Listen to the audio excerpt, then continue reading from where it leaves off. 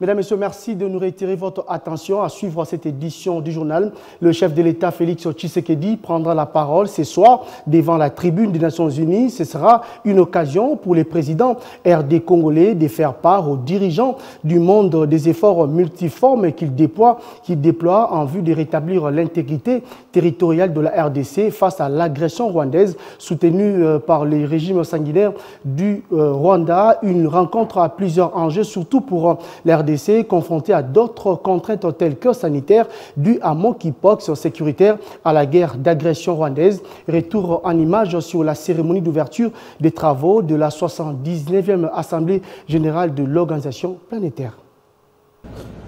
La 79e session de l'Assemblée générale des Nations Unies a été ouverte ce mardi 24 septembre ici à New York.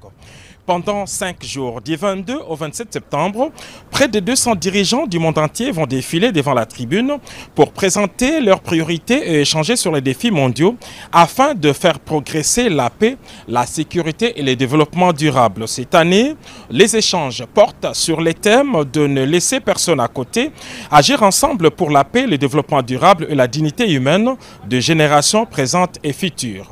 La question des inégalités dans le monde et de la réforme du Conseil de sécurité sera au centre du débat général ouvert ce mardi.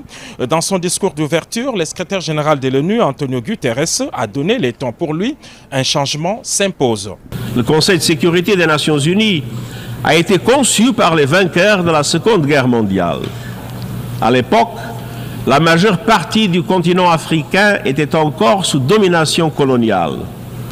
À ce jour, l'Afrique n'a toujours aucun siège permanent au sein de la principale instance de paix du monde. Un changement s'impose. À l'occasion de ce rendez-vous international majeur, le président de la République, Félix-Antoine Tshisekedi Tshilombo, prendra la parole devant cette tribune ce mercredi 25 septembre autour des 14 heures locales, soit 19 h heure de Kinshasa.